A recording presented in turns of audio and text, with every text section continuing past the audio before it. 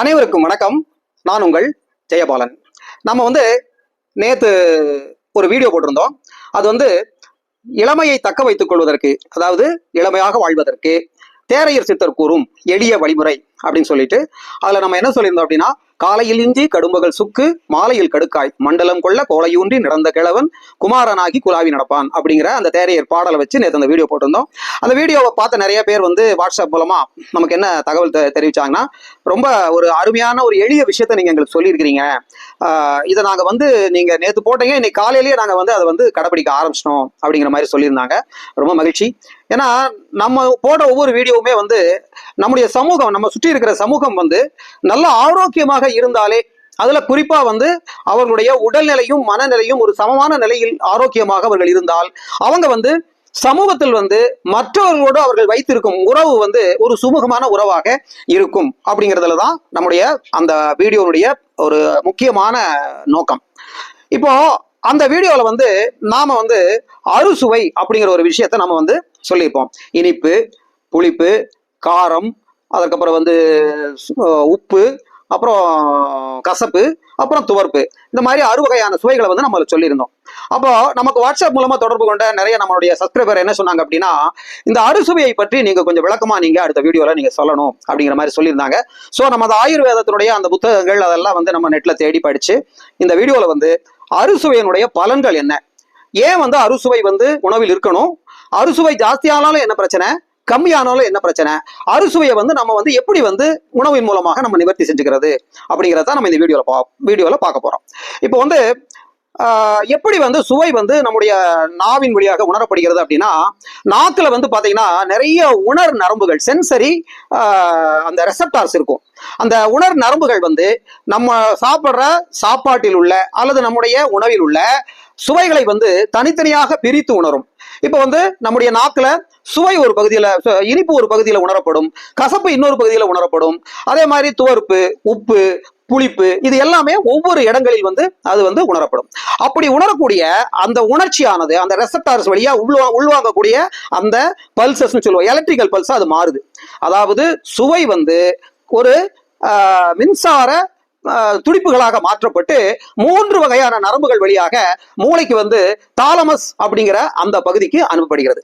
போய் தாலமஸ் அங்கிருந்து உடனடியாக அந்த கஸ்டேட்டரி கார்டெக்ஸ் என்று சொல்லக்கூடிய மூளையினுடைய ஜீரணம், பசி, ஜீரணம் போன்ற பகுதிகளை கவனித்துக் கொள்ளக்கூடிய அந்த மூளையினுடைய பகுதி அதை என்ன பண்ணும், ப்ராசஸ் பண்ணி மூளையினுடைய வெவ்வேறு பகுதிகளில் இந்த சுவைகள் உணரப்படுகிறது. அதாவது மூளையில கசப்பு ஒரு பகுதியில் உணரப்படும், இனிப்பு இன்னொரு பகுதியில் உணரப்படும், புளிப்பு இன்னொரு பகுதியில் உணரப்படும், உப்பு இன்னொரு பகுதியில் உணரப்படும். அப்படி ஒவ்வொரு சுவையும் வெவ்வேறு பகுதிகளில் உணரப்படும் பொழுது அந்த பகுதிகள், அந்த மூளையினுடைய அந்தந்த பகுதிகளில் உள்ள நியூரான்ஸ் தூண்டப்படுகிறது. தூண்டப்பட்டு அதற்கு தக்கவாறு அந்த உணர்வுகளும் தூண்டப்படுகின்றன. அப்படிங்கிறதா இந்த சுவைக்கும் மூளைக்கும், அந்த மூளை உற்பத்தி பண்ணக்கூடிய அந்த உணர்வுகளுக்கும் உண்டான சம்பந்தம். இப்ப எல்லா ஆயுர்வேதம் உட்பட எல்லா நம்முடைய சாஸ்திரங்களுமே என்ன சொல்றது அப்படின்னா, பசி, ஜீரணம், செரிமானம், அப்புறம் அதாவது உள்ள ஜீரணம் ஆகிறது, அப்புறம் உள்வாங்குதல், தன்மயமாகுதல், அதாவது உணவு உள்ள ரத்தத்துல உள்ள இழுத்துக்கிறது, அதற்கடுத்தது கழிவுப் பொருட்களை வெளியேற்றுதல். இந்த 3 வேலையும் கரெக்டா நடந்துட்டு இருக்குது அப்படின்னா நம்முடைய ஒட்டுமொத்த சிஸ்டத்துல 90% எந்த ஒரு பிரச்சனையுமே வராது. இந்த 3 விஷயத்துலதான் நம்முடைய ஒட்டுமொத்த ஆரோக்கியமே அடங்கி இருக்குது அப்படிங்கிறத நாம இந்த இடத்துல ரொம்ப கவனமா நம்ம கருத்தில் கொள்ள வேண்டும். அதனால எக்காரணம் கொண்டும் உணவு விஷயங்கள்ல நம்ம காம்ப்ரமைஸே பண்ண கூடாது. சரி, இப்ப ஒவ்வொரு சுவையும் ஆயுர்வேதம் என்ன சொல்லுதுன்னா, ஒவ்வொரு சுவையுமே ஒவ்வொரு விதமான உணர்வுகளை தூண்டக்கூடியது. அது மூளையில ஒவ்வொரு விதமான உணர்வுகளை தூண்டக்கூடியது. குறிப்பா பாத்தீங்கன்னா நம்ம மூளையில நம்முடைய மூட் அப்படின்னு சொல்லக்கூடிய விஷயங்களை பேலன்ஸா வச்சிருக்கிறது எது அப்படின்னா, செரோட்டனின் அப்படின்னு சுரக்கக்கூடிய, மூளையில சுரக்கக்கூடிய ஒரு முக்கியமான ஹார்மோன் தான் நம்மளுடைய அந்த அந்த டிப்ரெஷன் இல்லாம ஒரு நல்ல ஒரு ஃபீலிங்கா இருக்கிறோங்க. அந்த ஃபீலிங்கை கொடுக்கிறது எதுனா இந்த செரோட்டனின் அப்படிங்கிற ஹார்மோன் தான். இந்த உற்பத்தி ஆகிற செரோட்டனின் எங்க சேமிக்கப்படுதுன்னா நம்ம குடல்ல தான் சேமிக்கப்படுது. அப்போ குடல்ல இருக்கக்கூடிய கட்டு பாக்டீரியான்னு சொல்லுவோம். அதாவது குடலில் இருக்கக்கூடிய நல்ல உயிரணுக்கள், பாக்டீரியாக்கள். இந்த நல்ல பாக்டீரியாக்களுடைய வேலை என்ன அப்படின்னா, நம்ம வயிற்றிலிருந்து ஓரளவுக்கு அந்த அமிலமெல்லாம் கலக்கப்பட்டு உள்ள வரக்கூடிய அந்த உணவு கூட வந்து நல்ல முறையில் ஜீரணமாவதற்கு அதுல நடக்கக்கூடிய பல்வேறு ரசாயன மாற்றங்களுக்கு, அதாவது பயோகெமிக்கல் சேஞ்சஸ், அந்த மாற்றங்களுக்கு வந்து முக்கியமான ஒரு தூண்டுதல் காரணியாக இருக்கக்கூடியது எது அப்படின்னா இந்த வயிற்றில் குடலில் இருக்கக்கூடிய இந்த நல்ல பாக்டீரியாக்கள். அப்போ இந்த நல்ல பாக்டீரியாக்களுக்கும் ஒரு மூடு இருக்குங்க. நாம வந்து சோகமா இருந்தோம் அப்படின்னா அந்த பாக்டீரியாக்களும் சோகமாயிரும். நாம உற்சாகமா இருந்தோம் அப்படின்னா அந்த வயிற்றில் இருக்கக்கூடிய பாக்டீரியாவும் நல்ல உற்சாகமா இருக்கும். ஏன்னா நம்ம ஒட்டுமொத்த உடம்புமே ஒரு கோடிக்கணக்கான செல்களை கொண்ட, இந்த கோடிக்கணக்கான செல்கள்லையும் நல்லா கேட்டுக்குங்க, ஒவ்வொரு செல்லுக்குள்ளேயுமே ஒரு ஜெயபாலன் இருக்கிறார். ஒவ்வொருவருடைய செல்லுக்குள்ளும் அவர்களுடைய 7 தலைமுறைக்கான பதிவுகளும், அவர்களுடைய முன்னோர்களுடைய முகம் எப்படி இருந்தது, முடி எப்படி இருந்தது, மூக்கு எப்படி இருந்தது, அந்த மாதிரி அவர்களுடைய 7 தலைமுறை, அந்த 7 தலைமுறையில ஆண் தலைமுறை, பெண் தலைமுறை, தாத்தா பாட்டி, அவங்க தாத்தா பாட்டின்னு அத்தனை விஷயங்களுமே எங்க வந்து சேமிக்கப்பட்டிருக்குது அப்படின்னா இந்த செல்களில் உள்ள அந்த ஜீன் என்று சொல்லக்கூடிய அந்த ஜெனோம் என்று சொல்லக்கூடிய அந்த இதுக்குள்ள சேமிக்கப்பட்டிருக்கிறது. அப்போ அந்த இடத்துல ஒவ்வொரு செல்லுமே ஒரு மனிதன் மாதிரி தான் உணர்வுள்ளதாக இருக்கும். அப்போ கோடிக்கணக்கான செல்களுடைய ஒரு ஒட்டுமொத்தமான காலனி அப்படின்னு சொல்லலாம், ஒரு குடியிருப்பு அப்படிங்கிறதா நம்ம உடம்பு. அதனால நம்ம கட் பாக்டீரியாஸ் வந்து நம்ம மூடுக்கு தகுந்த மாதிரி அதுவும் தன்னுடைய செயல்பாடுகளை, அதாவது தன்னுடைய அந்த பயோகெமிக்கல்ஸ் ஆக்டிவிட்டிஸை மட்டுப்படுத்தும் அல்லது வீரியப்படுத்தும். அப்போ நம்ம சாப்பிடுற அந்த சாப்பாட்டில் உள்ள அந்த சுவைகள், அதுல பாத்தீங்கன்னா முதலாவது சுவை அப்படின்னு எடுத்துக்கிட்டா இனிப்பு. இந்த நம்ம பாத்தீங்கன்னா எந்த ஒரு நல்ல நிகழ்வாக இருந்தாலும் என்ன பண்றோம், ஒரு ஸ்வீட் வச்சு அதை கொண்டாடுறோம். அது குறிப்பா என்ன சொல்லுவாங்கன்னா எஸ்கேசின்னு சொல்லுவாங்க, ஸ்வீட் காரம் காஃபி, ஒரு ட்ரீட் அப்படின்னா ஏதோ ஒரு நல்லது நடந்துச்சுன்னா உடனே ஒரு ஸ்வீட் கொடுக்கறது அப்படிங்கிறது. ஏன் ஸ்வீட் கொடுக்குறோம் அப்படின்னா இந்த ஃபீலிங் ஆஃப் வெல் பீயிங், அதாவது மைண்ட் ஒரு ரிலாக்ஸ் பண்ணக்கூடிய ஒரு தன்மை, மைண்ட்ல வந்து ஒரு ஃபீலிங் ஆஃப் சாட்டிஸ்பேக்ஷனை கொடுக்கக்கூடிய ஒரு தன்மை, அல்லது வந்து ஒரு நிறைவு, ஒரு மனம் நிறைந்த ஒரு தன்மையை உருவாக்கக்கூடியது, பிளட் வெசல்ஸ் வந்து ரிலாக்ஸ் பண்ணக்கூடியது எல்லாமே இந்த இனிப்பு சுவைக்கு இருக்கிறது. இந்த இனிப்பு சுவை வந்து வாதத்தையும் பித்தத்தையும் சரி செய்யும். ஆனால் இது வந்து கபத்தை வந்து அதிகப்படுத்தும். அப்போ ஸ்வீட்டை வந்து ஒரு அளவிற்கு எடுப்பது நம்முடைய மூடை வந்து டிப்ரெஷன் ஆகாம நல்ல ஒரு எலிவேட்டட் கண்டிஷன்ல வச்சிருக்கக்கூடிய தன்மை வந்து இந்த இனிப்புக்கு இருக்கிறது. எல்லாருமே வந்து பாத்தீங்கன்னா நம்ம வந்து உணவுல வந்து பாயாசம் வச்சிருப்பாங்க, ஊறுகாய் வச்சிருப்பாங்க, உப்பு வச்சிருப்பாங்க. ஃபர்ஸ்ட் எடுத்தோம்னா என்ன பண்ணுவாங்கன்னா ஸ்வீட் வைப்பாங்க, அப்புறம் உப்பு வைப்பாங்க, அப்புறம் இது வைப்பாங்க, அப்புறம் காய்கறிகள் கூட்டு பொரியல் எல்லாம் வைப்பாங்க. நாம என்ன பண்றோம், பாயாசத்தை வந்து கடைசியா சாப்பிடுறோம். ஆனா உண்மையில் வந்து இந்த இனிப்புக்கு எப்ப முதல்ல சாப்பிடணும் அப்படின்னா ஃபர்ஸ்ட் வந்து கொஞ்சம் ஒரு இத்தினூண்டு வந்து சாப்பிட்றதுக்கு முன்னால ஒரு இனிப்பு சுவை ஒண்ணுமே கிடைக்கலன்னா ஒரு கடலை மிட்டாயி, இல்லைன்னா கொஞ்சம் கரும் சக்கரை, இல்ல கொஞ்சம் வெள்ளை சக்கரை, ஒரு மிட்டாயி எதையோ ஒன்று வாயில போட்டுட்டு அதற்கப்புறம் சாப்பிட்டீங்கன்னா அது என்ன மாதிரி பலன்களை தரும் அப்படின்னா இந்த இனிப்புக்கு வந்து நாக்கிற்கு அடியில் சுரக்கக்கூடிய அந்த உமிழ்நீரை தூண்டக்கூடிய சக்தி இருக்கிறது. அதனாலதான் நம்ம இனிப்பு பண்றதை பார்த்தோன்னே நாக்கு ஊறுதுன்னு சொல்றோம் இல்லையா, அந்த இனிப்பிற்கு அப்படி ஒரு அபரிதமான சக்தி இருக்குது. அப்ப நம்ம உணவிற்கு முன்னால இந்த இனிப்பை சாப்பிடுவதன் மூலமாக அந்த உணர்வுகள் தூண்டப்பட்டு சலைவான்னு சொல்லக்கூடிய அந்த எச்சில், அந்த உமிழ்நீர் தூண்டப்பட்டு அந்த உணவு உள்ள போனோம்னா அந்த உணவை எளிதில் ஜீரணிக்கக்கூடிய ஒரு தன்மையை இந்த இனிப்பு தூண்டுகிறது. அதற்கு அடுத்தபடியா புளிப்பு. இந்த புளிப்பு அப்படிங்கிறது வந்து ஆயுர்வேதத்துல என்ன சொல்றாங்க அப்படின்னா இது வந்து மூளையினுடைய பகுத்தறிவு பகுதியை வந்து இந்த புளிப்பு வந்து தூண்டுது. அதே மாதிரி ஒரு ஆழ்ந்த ஒரு அறிவை வந்து இந்த இது தூண்டுது, புளிப்பு வந்து தூண்டுது. அதே மாதிரி ஒரு உயர் நிலை, அதாவது ஒரு ஹைட்டண்ட் ஃபீலிங் சொல்லுவாங்க, அப்படி ஒரு ஹைப்பா இருக்கிற மாதிரி ஒரு ஃபீலிங்க இந்த புளிப்பு தூண்டுகிறது அப்படிங்கிற மாதிரி சொல்றாங்க. அதற்கடுத்து வந்து உப்பு. இந்த உப்பு வந்து பாத்தீங்கன்னா ஒரு பிடிப்பையும், அதுக்கப்புறம் வந்து ஏதாவது ஒரு தீவிரமான ஒரு தன்மை, பேஷன் சொல்லுவோம், இதையெல்லாம் வந்து இந்த உப்பு வந்து தூண்டுது. அதே நேரத்தில் உப்பு ஜாஸ்தியா போச்சுன்னா ரத்த குழாய் சுருக்கம் போன்ற நோய்கள் ஏற்படும். அதனால உப்பு இல்லாம இருக்கக்கூடாது, ஜாஸ்தியாகவும் இருக்கக்கூடாது. அளவான உப்பு வந்து உடம்புக்கு மிக மிக நல்லது. நம்முடைய மூடுன்னு சொல்லக்கூடிய அந்த விஷயத்துக்கு, அந்த மனோநிலையை சமன்படுத்துவதில் இந்த உப்புக்கு ஒரு பங்கு இருக்கு. அதே மாதிரி காரம். இந்த காரம் அப்படின்னு பாத்தீங்கன்னா, இந்த காரம் வந்து மனிதர்கள் வந்து சகஜமா எல்லோரும் கலந்து பழகக்கூடிய ஒரு தன்மையை வந்து இந்த காரம் கொடுக்குது அப்படின்னு ஆயுர்வேதம் வந்து சொல்லுது.